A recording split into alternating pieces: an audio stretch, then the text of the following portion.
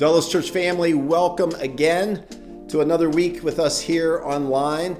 I'm so happy you've joined us. I've got a couple things to update you on. First of all, tomorrow evening is the kickoff of our newest group. We've been launching new groups this summer. We're getting great feedback about them. Tomorrow night, the new ladies group starts actually right here in this room. Amy and my girls are going to be hosting just a catch up on life, encouragement about life group for women. It's at 7 o'clock on Monday evenings, and you can find out more information on our Dulles mobile app.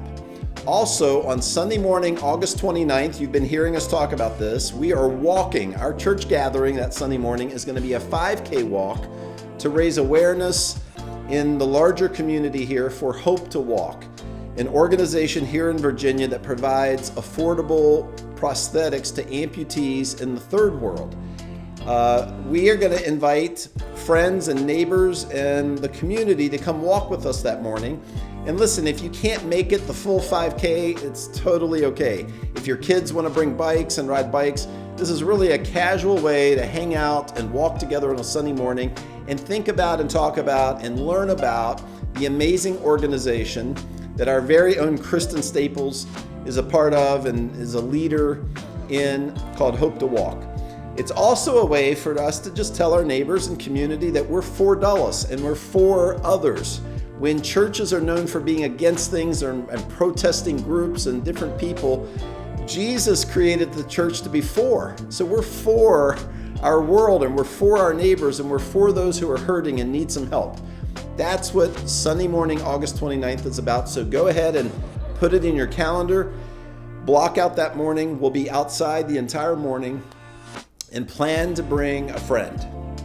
Okay, one more shout out. This was a big birthday week. About a week ago, actually, was a big birthday in our church. Tatiana, we love you. Tatiana was trying to get away with telling people that she was like 28 years old or something like that. I'm not going to name the birthday, but it was a big one. It was a big birthday. So Tatiana and Lamont, we love you guys and your family so much. Happy birthday again to you, Tatiana. A lot of you know, and if you don't, I want to just explain again, we are a North Point partner church. North Point Community Church in Atlanta, Georgia is pretty well known around the world. Andy Stanley is a beloved teacher all around the world.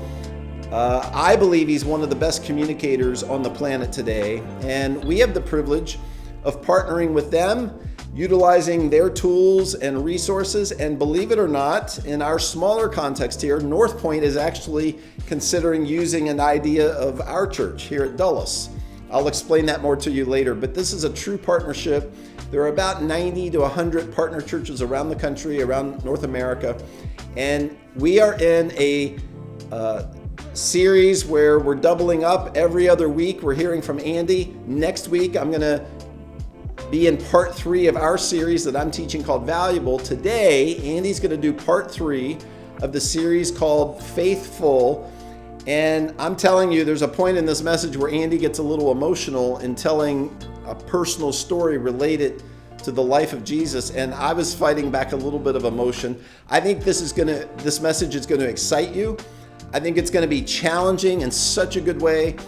And in just a little bit, when Andy's done here in about 28 minutes or so, I'll wrap us up and kind of point us toward how this affects our lives practically.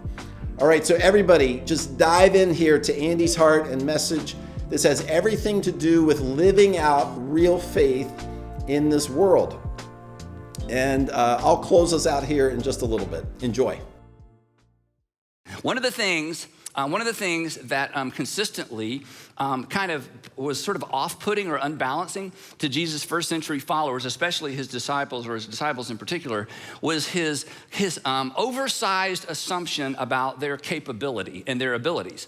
That Jesus, this is so interesting, Jesus was consistently, and again, he had a short time frame, so he had to kind of speed things up.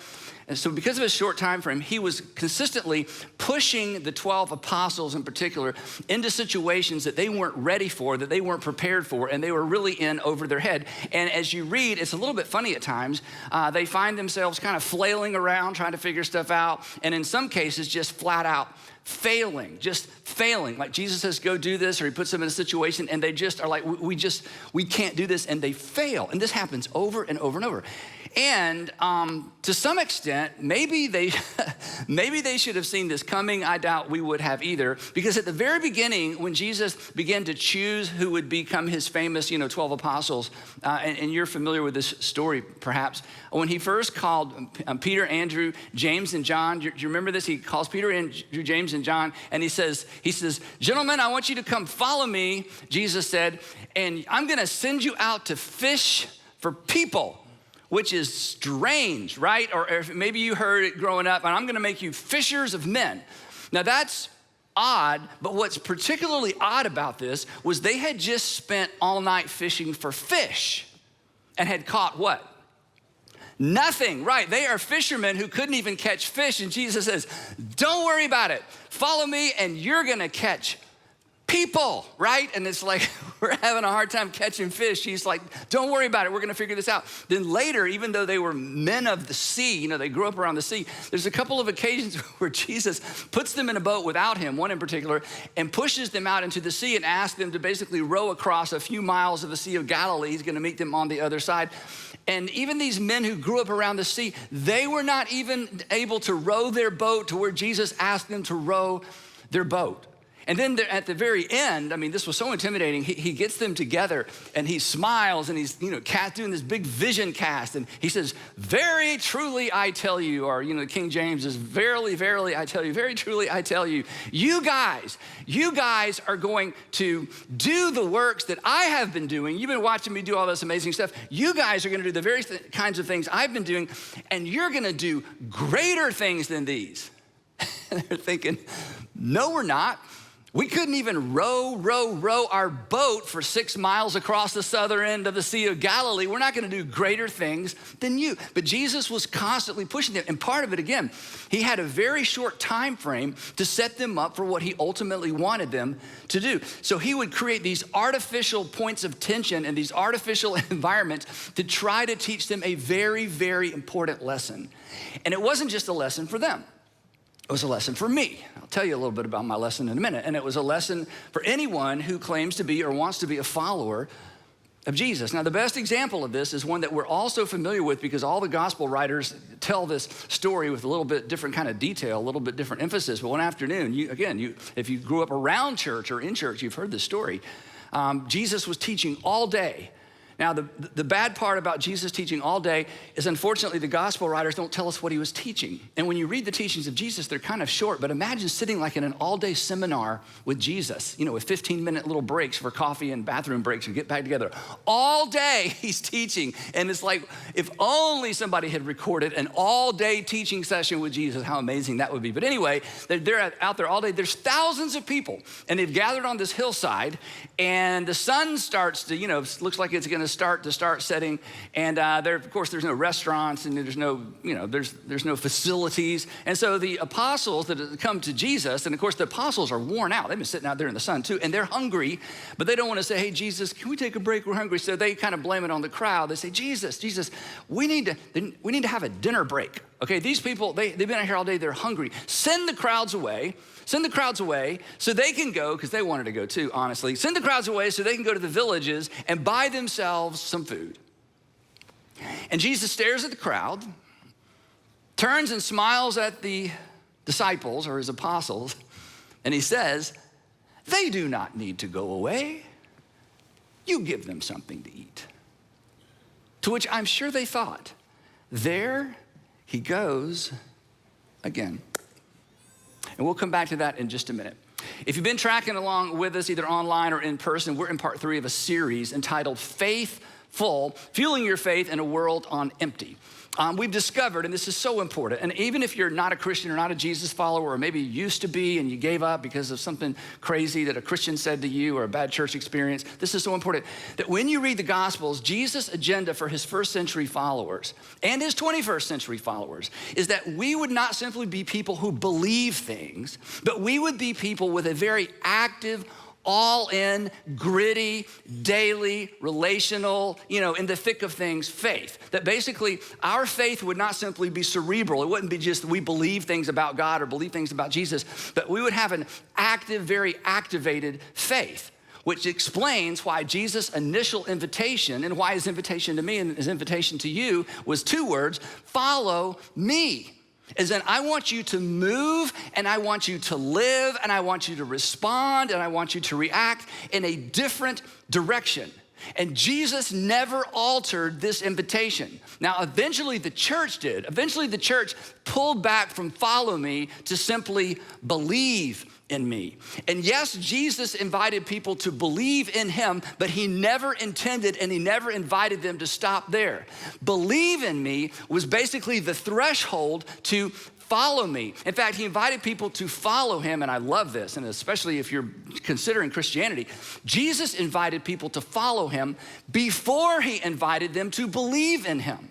Because the follow part was the gritty part. The follow part was the active part. And the follow part is what he knew would ultimately build and confirm their belief in him.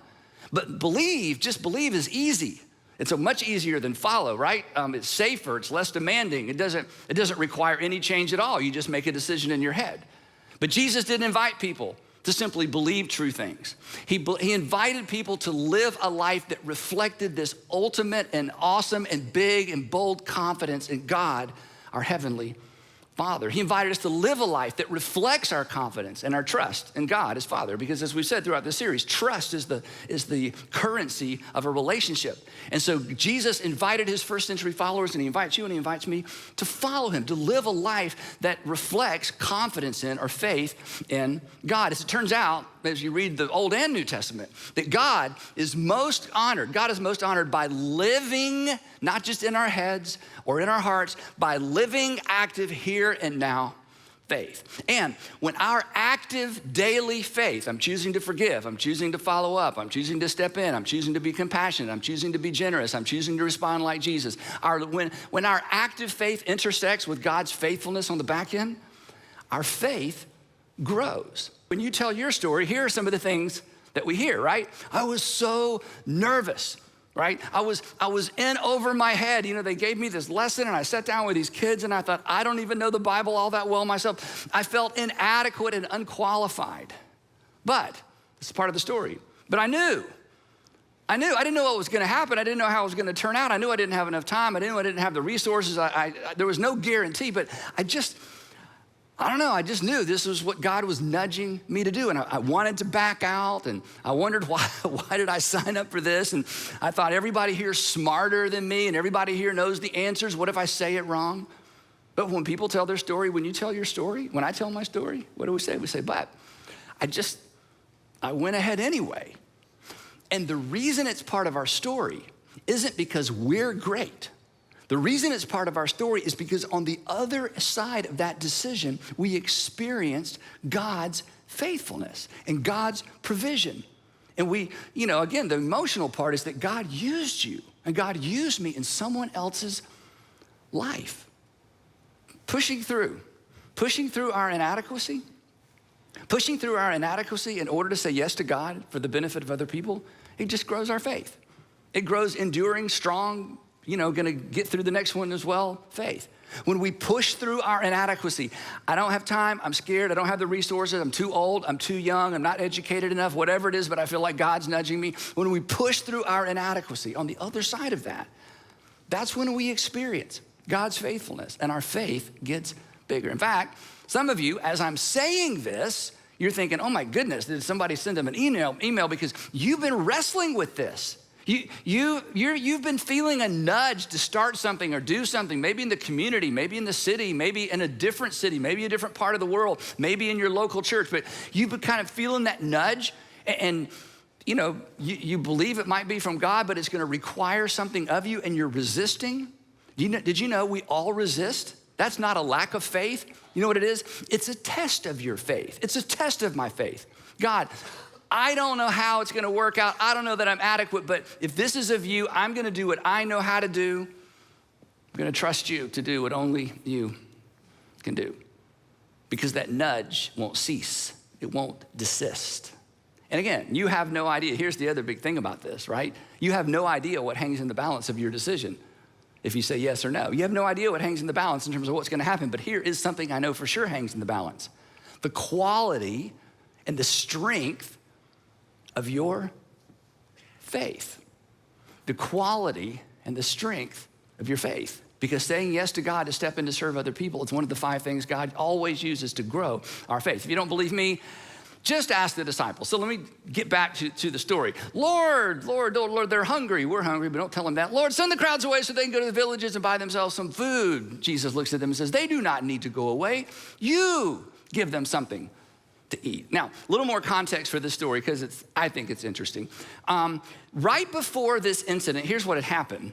Herod Antipas, not Herod the Great who killed all the babies in Bethlehem, but his son, Herod Antipas, was the governor of the northern part of what we would call modern Israel or Galilee back then. He was the governor, and he was not a fan of John the Baptist because John the Baptist was not a fan of Herod Antipas because Herod Antipas had married his brother Philip's wife, Herodias. So Herod married Herodias after she divorced Herod's brother. Now this was a big no-no. It's kind of odd now, but it was like against the law back then, against Jewish law. So John the Baptist, who was not afraid to say whatever came to mind, would talk in the streets about Herod Antipas and how he had married his brother's wife. So Herodias, the wife of Philip, who divorced Philip in order to marry Herod Antipas, she was not a fan of John the Baptist either. So she talked her husband into arresting John the Baptist, which was a big problem because people in that part of the world thought John the Baptist was a prophet. They knew he was a prophet. We think he might have been a relative of Jesus. We know that their mothers were really good friends. So you got this situation, and then finally, Herodias, Herod Antipas's new wife after divorcing Philip. Are you following this? I know, I know, but we're accustomed to these things. It happened back then as well. Anyway, so Herodias talks her daughter, her teenage daughter, into going in before Herod Antipas, her husband, and his buddies, and doing a very, she went in and danced before them. We'll just leave it at that. So the Herod and his buddies, they're so worked up after this very sensual dance. Herod's drunk, and he says, that was so amazing. Just name something. Name your price. That was so amazing. I'll give you whatever you ask for, thinking she's gonna want some cash or a car. And she leaves the room. And all the guys are like, where'd she go? And she goes to see her mother and says, okay, what do you want? And her wicked mother, Herodias, says, tell your stepfather, my new husband, that I want John the Baptist's head on a meat platter. See, this is why you should read the Bible, okay? You didn't even know this part was in there, right? I want John the Baptist's head on a meat platter. So she goes back in. They're all just carousing. They're all, drunk. And he's like, okay, what do you want? And she says, I want John the Baptist's head on a meat platter. Now he's stuck because he said this in front of all his buddies. So sure enough, he sends his executioner down to the dungeon. They chop John the Baptist's head off. And they literally put it on a meat platter and give it to Herodias because that's what she wanted. Now she's done with John the Baptist. Well, word of all this gets back to Jesus. I mean, this is terrible, right? I mean, there's so much grief. Imagine the disciples. I mean, John the Baptist was the ladies and gentlemen, may I please present to you, the Lamb of God that comes today. I mean, he was the forerunner of Jesus, and now he's dead. And Jesus did nothing to stop it. Now, I know from time to time we're all disappointed with God, but we just are. And you just need to know that's not new with us in this generation. I mean, imagine the disciples. They'd seen Jesus turn water into wine. I mean, that wasn't even important, right? It's fun, but it wasn't important. They'd seen Jesus heal strangers, and he did nothing. He didn't even lift a finger to help his own second or first cousin or friend or forerunner, John the Baptist. This just made no sense at all. So you should be encouraged. Sometimes God's lack of response or not responding the way that we want God to respond doesn't make any sense to us. Jesus' responses in the first century often didn't make sense either. Back to the story. So when Jesus heard what had happened to John the Baptist, he withdrew by boat privately to a solitary place. Okay, I just have to say it. Jesus finds out that John the Baptist has been executed and he goes to the lake. That's what he did. In fact, he went as far away from the region he went to the farthest northern part of Galilee. He went to the lake to a solitary place. He's upset. He's tired, we find out. He's been doing all this ministry. He wanted to be alone, reflect, and recuperate. And a boat was the only way to escape, because when there are crowds and there are no cars, the only way to get away from the crowd is you get in a boat. This is one of the reasons Jesus spent so much time around the Sea of Galilee. It's like, guys, I'm tired, let's get in a boat and go. So hearing of this, the story continues, hearing of this, that Jesus jumped in a boat and headed across part of the sea, the crowds followed him on foot. So they just go around the edge of, there he is, he's still in sight, because they can't get enough of Jesus. And when Jesus landed, he saw the large crowd, they were there waiting on him. I love this. And he was so upset, he had compassion on them, and he healed their sick. And now the story. And as evening approached, the disciples came to him and said, this is a remote place and it's already getting late. Send the crowds away. I thought we came for a vacation anyway. And send the crowds away so they can go to the villages and buy themselves some food. Send the crowds away so that they can buy themselves some food. So the disciples asked Jesus to do something, and then Jesus turns to the disciples and he asks them to do something. No, you give them something to eat. Jesus invites them to be a part of the solution to the problem. But what he asked them to do was impossible. There's thousands of people, right? Now, John, Matthew, Mark, Luke, John, he also tells us this same story. John said, this is kind of cool. John said that Jesus said this to test them. In other words, he knew it was impossible. He knew they were incapable. He knew they did not have what it took to do what he was asking them to do, that it was a test. And John also tells us, because looking back, John got all the scoop because he was there for this. And when he talked to Jesus afterwards, Jesus told John, look, I knew what I was going to do the whole time. It was a test for you guys. I had a very short period of time. I'm trying to teach you to trust me. I'm trying to teach you to step into areas where you're not adequate and trust me to do what only I can do. So when you said, hey, send the people away and so they can get something to eat, I thought, hey, this is a great opportunity. You give them something to eat. Andrew, one of the apostles who I was named after, just thought I'd mention that. Andrew speaks up. He says, well, Jesus, there is a kid in the audience here, and apparently he overheard our conversation, and he has offered us his lunch. But I've looked at his lunch, and all we have in his lunchbox, all we have here are 5 loaves of bread and 2 fishes. 5 loaves of bread and 2 fishes. Now, if you haven't been paying attention, pay attention. I love what Jesus says next.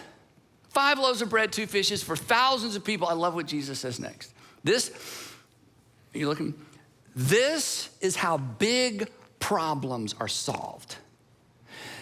This is how macro, community-wide, city-wide, nationwide problems are addressed.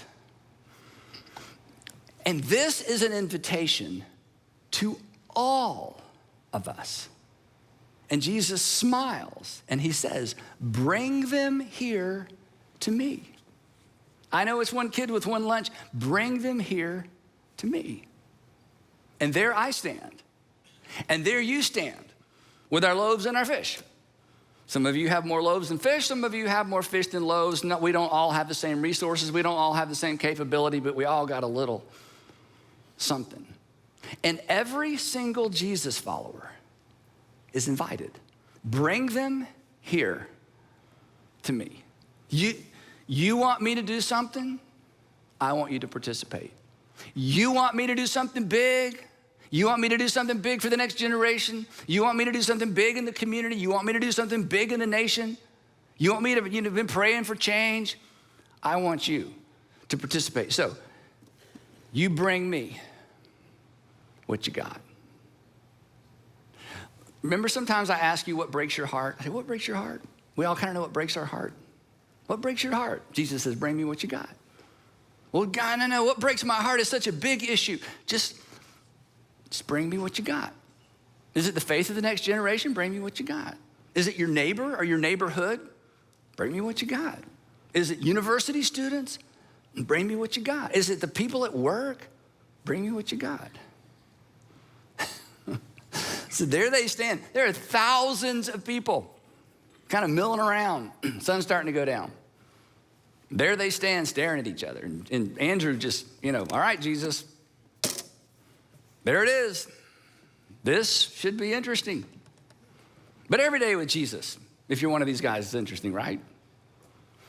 So Jesus directed the people, you know this story, to sit down on the grass, and taking the 5 loaves and the 2 fish, he looked up to heaven. I love this. This is like when he's standing outside of Lazarus' tomb. He prays that cool prayer before he raises Lazarus from the dead. Dear Heavenly Father, you know what's about to happen, but I just want them to know that we're connected. So, okay, here we go. Boom, Lazarus, that's what this prayer is all about. Heavenly Father, you know what's about to happen. I just want everybody here to know that it's not me, it's you through me. So here we go. And he said, looking up to heaven, he gave thanks and he broke the loaves. And then he gave them to the disciples. Now what? And do you know what they did? They did what they knew how to do, and they trusted that Jesus knew what he was up to. That's it. They did what they knew how to do, and they trusted that somehow Jesus was going to come through. They literally, we use this phrase out of context all the time. It drives me crazy. We don't, but I hear it all the time out of context. This is literally what they did. They walked by faith. They didn't come up with something for God to do and say, God, I'm just gonna trust you. No. This was not their idea. Walking by faith isn't coming up with stuff to do and then imposing on God. Walking by faith is when you feel the nudge to do something you know you can't do and you step into it anyway. They literally walked into the crowd hoping they weren't gonna look like total fools. And the disciples gave them, you know the story, and the disciples gave them, he gave them to the disciples, and the disciples gave them to the people. And their activated faith intersected with God's faithfulness, and something remarkable happened. They all ate, and they all ate and were satisfied, and the disciples picked up 12 baskets of broken pieces that were left over. Now, this whole concept is so personal for me, and I so want it to be personal for you. It's so personal for me when I talk about it in this room because 25 and a half years ago, a group of us felt the nudge to start a different kind of church that we were told wouldn't work in the Southeast because people had tried it and it's not gonna work. There's too many churches in the Southeast as it is. But we wanted to create a church that unchurched people would actually attend and love to attend and bring their friends. We wanted to create a church where we got rid of all the stuff that got in the way of people just turning their hearts toward God. And we left our jobs and the problem was we couldn't not do it because the nudge was so strong. And every time I see a baptism, every time I walk into this, every time I drive over and see the building or see what else God has done through us all over the city in different parts of the world, it is so humbling to me. And I know. And you look at me and it's like, oh, but it's successful and it's big. But once upon a time, I'm telling you, once upon a time, it was this big. Just bring them here to me. 10 years ago, when Sandra and I felt the nudge to become foster parents, I'm like, there's no way. I mean, I'm too busy. It's like it just doesn't go away. It doesn't go away. You got to become foster parents. Like we don't have what it takes. Then we went through the training and we really knew we didn't have what it takes, right? You know what was in our lunchbox? Empty bedrooms and a little bit of financial margin. Bring it here to me. And what's happened in my heart and what's happened in my faith, I'm telling you. Andy, you got big faith. You're the preacher. No, I'm just a human, okay? What has happened in our heart, in our life, in our faith, because all right, here we go. But this is the way of God. This is why I say this is how the world changes. This is how communities change. And on the other side of it, this is how your faith just gets bigger. So I want you to say something with me. And if you're a Jesus follower, I make no apology for this. If you're not a Jesus follower, you feel like I'm manipulating you, I apologize. I really don't want to do that. But if you're a Jesus follower, I just want you to repeat this after me. Would you say this with me all together? Ready?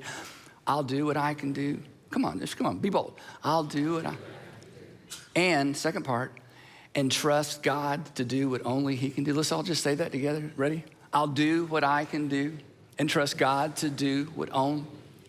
That's the walk of faith, and that's the walk that builds your faith. And as long as it's just something you believe, you're gonna have a little itty bitty frail muscle, and when you need it, it's not gonna be there for you. Now, here's the cool part. I gotta finish the story real quick. Do you know what Jesus does after this? Imagine this moment, okay? The apostles are collecting more fish and bread, or more bread than they actually gave out to begin with. I mean, they are laughing, they are giggling. I mean, this is like, what just happened? And I think Jesus is smiling and the people are eating and they're beginning to think, hey, we got it going on. Let's go do this some more. And Matthew, who was there, says, I love this, the next word, immediately, before it goes to their head, before they think, wow, look at us, come on. Matthew says, immediately, Jesus says, let's go. They're like, yeah, but this is kind of, let's go. Takes them down to the lake, puts them in a boat, pushes it off and says, row, row, row the boat. And once again, they can't make it to the other side. And the text tells us that he asked them to do this, hoping they would connect the dots between the lesson of the loaves and the journey across the lake, because he had a compressed time frame to teach these men. Trust me, do what you can do and trust me to do what you can't do. This is the way of the kingdom of God, and this is the way that the world changed. In fact, in that particular story, the only person that connected the dots was Peter, but that's a story for another day. And then, imagine this. At the very end, Jesus stands on another hillside, and now he's just got the apostles and a few extra folks and about 20 or 30 women who had supported and followed him from Galilee. And Jesus hands off the entire enterprise to this same group of people. He says, okay, I've done all I can do. I've taught you all I can taught. Remember the loaves, remember the lake, remember the lessons. Now I want you to go and I want you to make disciples of all nations. They're thinking, wait. Most of us haven't traveled we've been about 50 miles away from home. You want us to go make disciples or Jesus followers of all nations? That's impossible. We got it. We get it. I'm just gonna bring you what we got. Make disciples of all nations? We're outlaws and fugitives. Make disciples of all nations? I tell you what, Jesus, we'll do what we can do. And we'll trust you and your heavenly Father to do what only you can do. And ladies and gentlemen, 2,000 years later, here we are. This is the place that every Jesus follower finds themselves in at some point. And when you hesitate, when you say no, when you decide, I'm just gonna keep it here and not out there, your faith atrophies and it's weak and it's frail. And it's not there for you when you need it, and it's not there for somebody else when they need it. But that nudge, that nudge to serve, that nudge to step in, that nudge to step out, that nudge to invite, that nudge to lead, whatever it might be, that is your opportunity to experience God in a way you're just not gonna experience from the safety of, hey, I don't have what it takes. Somebody else is gonna have to do that. Okay, so Andy and the team at North Point, thank you so much. I love this series. It's been so good for me personally, and I believe it's good for every one of us. And I want to pray with you here before we close. So just stop what you're doing. Wherever you are, just join me here in the next 30 to 60 seconds in this prayer as we say, God, may we be people. May I be someone who doesn't just believe in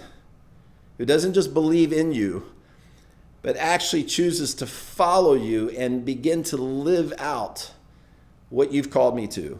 Activate my faith. Show me in my work, on my street, the people in my life, how I can actually live out faith from my inadequacies, from my own weaknesses, leaning into your strength and your power and your love. God, use me. In spite of myself, use me to show your love and to encourage others and to extend your life change that I've been experiencing to those around me. God, I also pray this for our church, for all of us collectively, that we would, in a unified way of thinking, be determined to live out our faith in this world, not just believe in. I love you, Delos family. I'm excited about this month. I can't wait for my part 3 coming up in just a week, where we're going to do valuable part 3 together as we're looking at what's most valuable to us here at Dulles Church. I love you guys so much. See you this week.